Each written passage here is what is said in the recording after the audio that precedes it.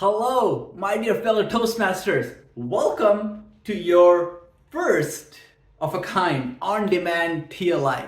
It is amazing how much we have progressed in Toastmasters since COVID started.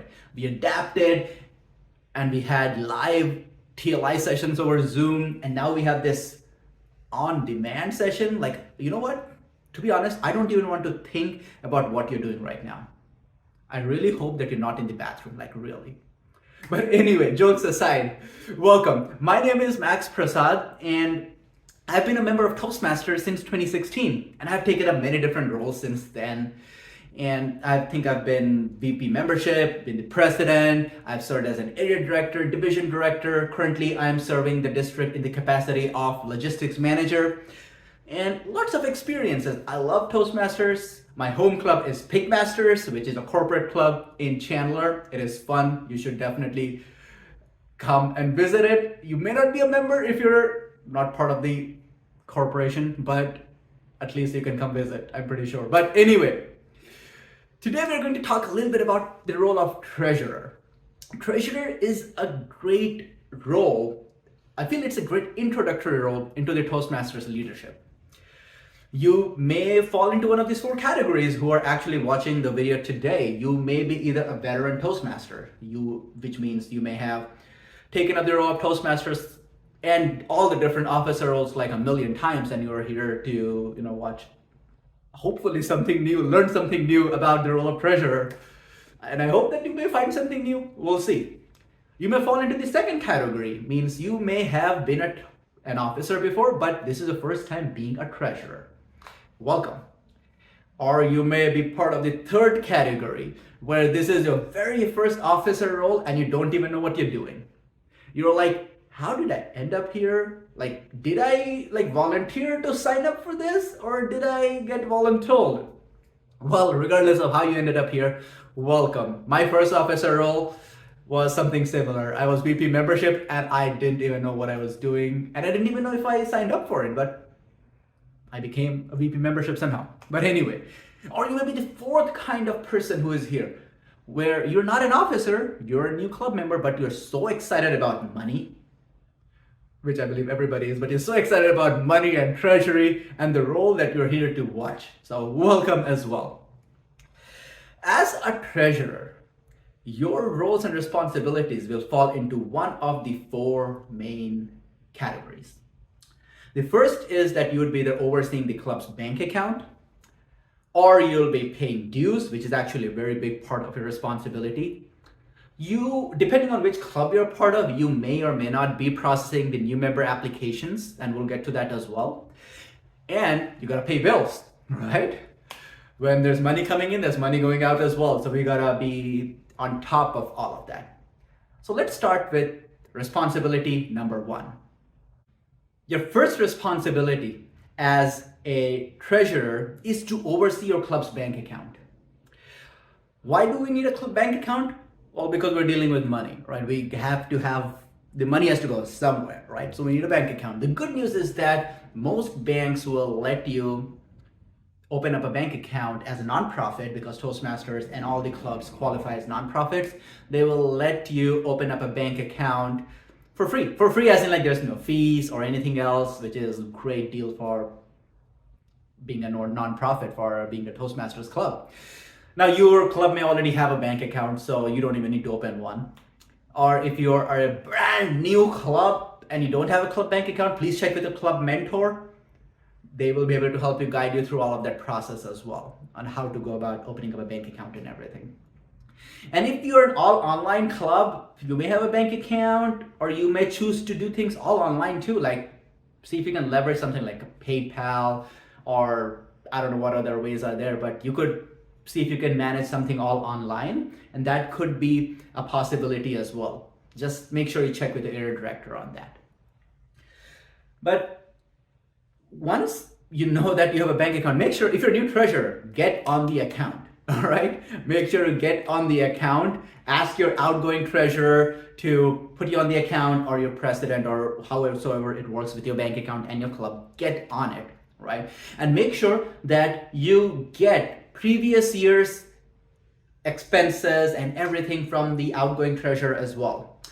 which technically this is the middle of the year, so you should have already done it. Or well, see if you still don't have it, see if you can get back to your last year's treasurer or president or somebody and get all that detailed expenses and everything, and then put together a club budget.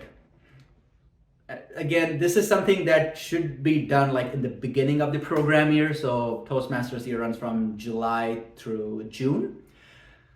So if you haven't done it, it's not too late, but see if you can put together a club budget, right? A club budget is simple. And again, if you have never done this before, chances are that your club has probably done it before, some kind of budget sheet that you can use that your treasurer maybe used the previous year.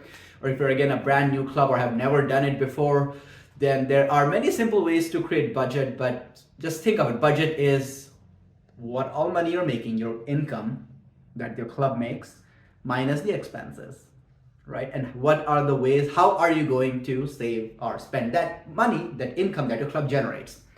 So where is your club going to make money from? Well, your number one source of income in your club will come from your membership dues. And membership dues has two parts to it, right? There is the Toastmasters dues, which is $45, which goes to the world headquarters. And then there's club dues. So majority of the income for your club is going to come from the club dues that you collect.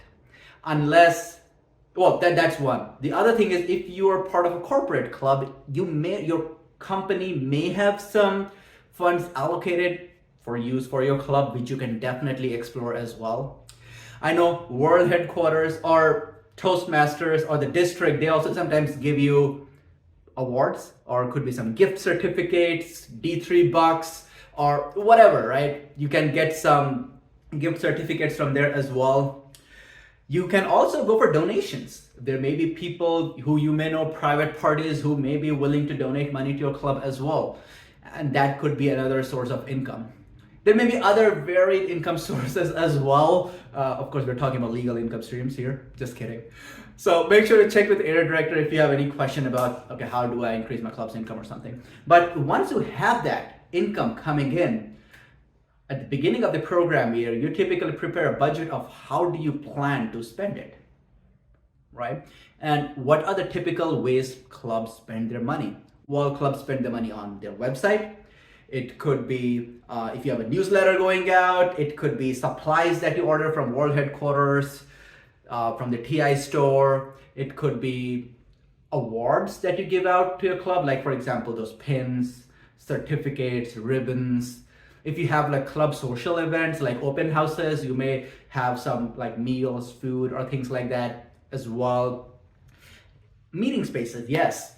Meeting spaces is a big one. If you are organizing a meeting in a location that requires you to, reserve, cost, pay for it, then definitely that is a big part of it too, right?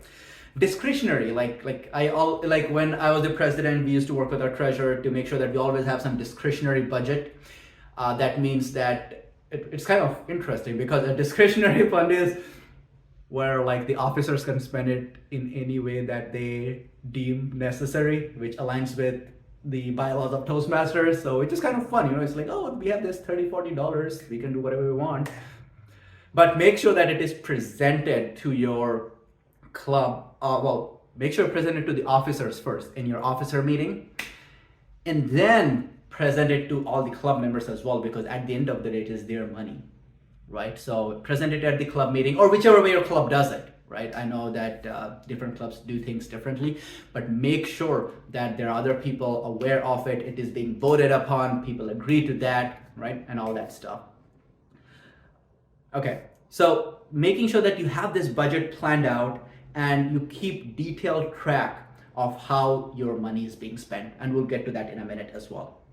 The second responsibility is to pay dues. And this is a big responsibility. And this also kind of comes with a lot of challenges if you don't do it the right way. So we all know that Toastmasters dues is due twice a year. It's due on October 1st and April 1st, and the dues are $45, right? We all know that. Now, if I have to suggest you one thing, I have to say that start collecting dues early, like at least 5 to 6 weeks early. Can you pay your dues that early? Yes, you can. Just go and start collecting dues, right? One thing that I always recommend people is to leverage district, the district 3. We come up with many promotions, actually. Promotions for, and I think we do it like every renewals.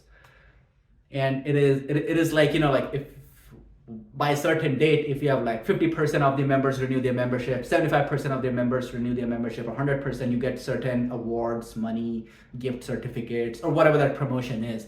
I highly recommend take advantage of it, because you're gonna renew those memberships anyway. Might as well get it done early, get more awards and prizes from Toastmasters, and be in good standing. Be in good standing. What does that mean? Well, as a treasurer, you should know it's very important that you need to have a certain minimum number of renewals paid to Toastmasters International for a club to be in good standing. And that minimum number is 8, right? At least 8 members. You want to make sure that those members, they are in. Then your club is in good standing, right? But what if it's a little bit lower than that? Then what happens? Well, there are many things that can happen. You definitely want to check on your area director with that. But if it is less than 8, it is considered as a low membership. If it is less than 3, then your club is considered ineligible. So please make sure that you are shooting for that 8 renewals. And I mean, not just 8 renewals. You should be shooting for 100% of the renewals, but at least 8, all right? But at least 8. So motivate your club members, maybe come up with some kind of fun games, fun awards, or I don't know, something, but start talking about dues early, right?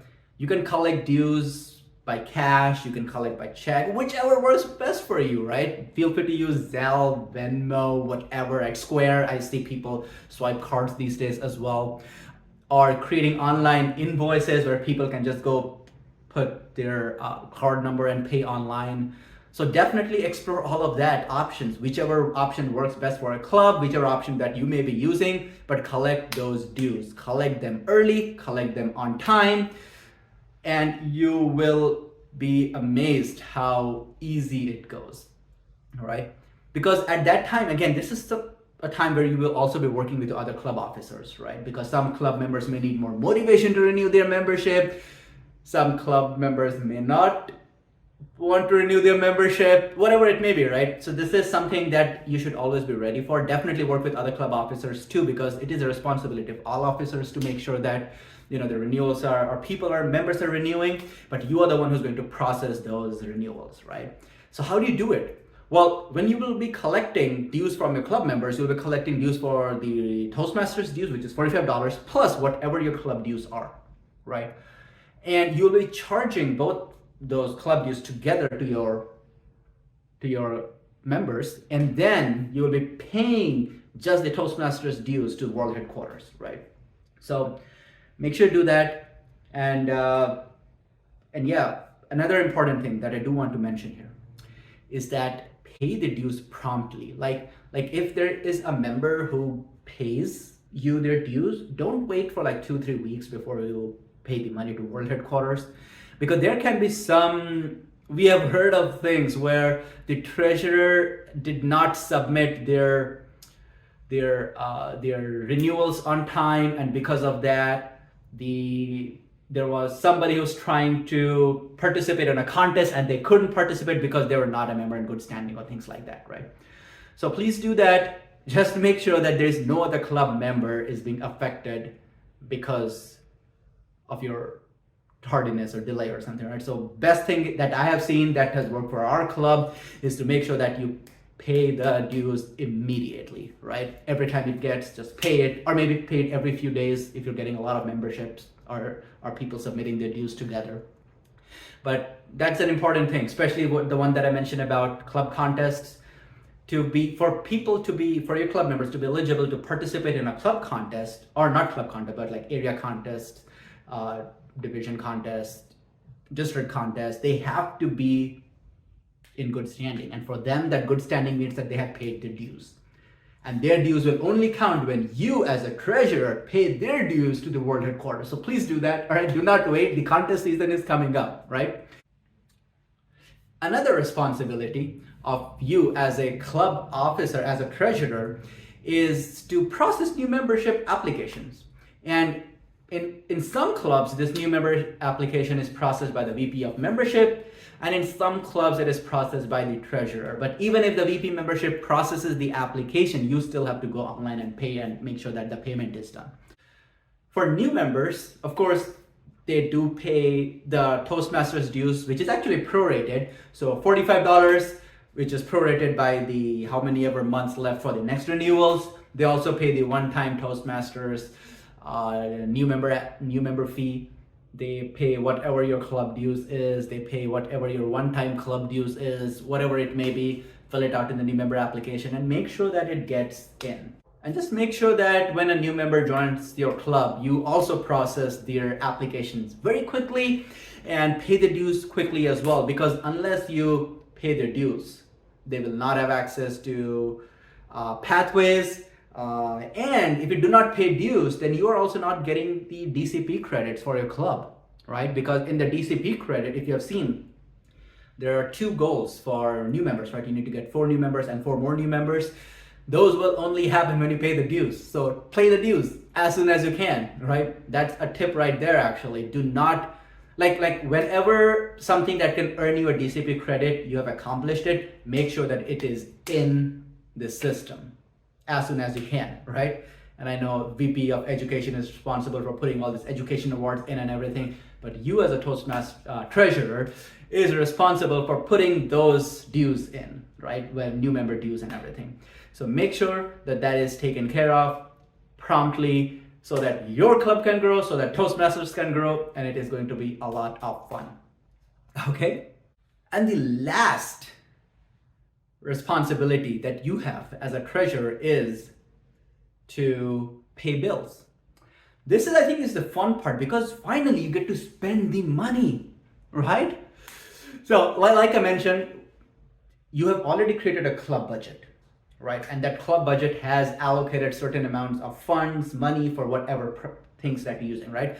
Like I mentioned, like website, newsletter, meeting spaces, supplies from the world headquarters, meals or food for social events, whatever, right? Awards, discretionary, admin supply, whatever it may be, right? Like you have so many different things, right? And now this is the time when people are actually going to use that fund. Make sure that it is very well detailed, right? You make sure that you have all the receipts, make sure that it is not violating the budget. Because if it is violating the budget, if you feel like, oh, for example, you have an open house planned and you're going to order some food for some snacks for your guests and for that event, right? And let's say you have allocated, say, $50 for food supplies and everything.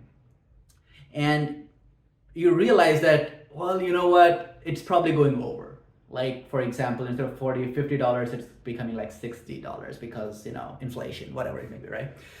Well, here's the thing, right? Because you already have a budget and it has been approved by the officers and the club members, you want to make sure that you ask for the permission from your club officers and your club members. Maybe have them vote again so that you can readjust some of these things if you need it.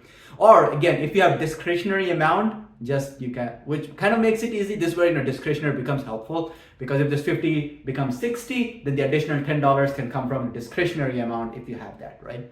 So, but essentially where I'm going with that is that you have a budget. Make sure that all the expenses are fitting to that budget. And if it doesn't fit, if it goes over, then you cannot just pay the money. You gotta make sure that you're doing it the right way. Okay? So how do you pay it, right? You can, if you have a club card, if you get a debit card or something from your bank account, you can definitely pay with that. You may reimburse them as well. You may write checks if somebody uses checks. Like, I have never used checks in my life, but if you use checks, you can write checks on behalf of your club as well. But there are many different ways, right? We have also seen people sometimes, and this is where you have to be careful. If you're using your personal account, for example, we have seen people transfer money through Venmo or receive money through Venmo, and then they are one single point of contact with the club bank account. If something like that is happening, because it's easy to communicate or transfer money with your club members or something, make sure that all of that is very accurately reflected in your bank account. It is accurately documented, and present that update on your club officer meetings. In fact, you should do that in every time the club officers are meeting. You have, all officers present their report. As a treasurer, you should present the status of the bank account, how much money you have, what all money has been spent so far, how much is left in the budget, and it should always be on top. And in fact, each and every of your club officers, at least, if not all the members, should be aware of how the money has been spent, right? So keep detailed track of it, right? Because it will make life easier for your next treasurer, right? You don't want to make life harder for your next treasurer as well. So let's keep that in mind. And some clubs do auditing, many clubs don't, but some clubs do an auditing depending on what kind of club they are. But in that case, of course, you need to make sure that all your receipts and everything are laid out properly, right? So I would say these were some of the 4 big major tasks that you have to deal with as a treasurer, right? Just to quickly recap. First row, you are going to oversee the club's bank account, which kind of goes with paying the bills, which you covered in the last. I should have covered them together, but whatever. So make sure that you are on the club account. Make sure that at least the president and another officer, maybe secretary or someone, is also there on the club account. That way you're not the only person running through the bank or getting all these things done. In case you're out or you're taking a break or on a vacation, then some other club officer can also step in and do it. So make sure you do that. Prepare a budget, present the budget, and make sure that all the expenses that the club is incurring throughout the year is directly correlated to the budget that you have. And at the same time, keep all the receipts, keep detailed records of what's happening, how your money is being spent, how much money your club has made from all the different sources, right? We talked about that. Next is the dues, right? Dues has 2 parts. One is renewals, the other one is new member application. For renewals, make sure you start early, motivate your team members, motivate your club members. The earlier you do it, the better it is. Make sure you pay the dues promptly and quickly, which are both the same words, funny enough, but anyway. And new member application, make sure that you process it quickly as well. Definitely leverage all the district promotions that you get to get as much extra cool rewards to make sure that your membership renewals are on time. Remember the minimum of 8 that is needed for your club to be in good standing. All right. So those are some of the roles of Toastmasters as a treasurer. And I know it is a lighter role as compared to some of the other, like VP education. Oh my gosh, that's a big task, right? But you're just a treasurer. But do your best, have fun, make sure that the money is safe. Do not steal money. Like, do not do that. That is not good. Okay. So, but make sure that you're doing everything with integrity.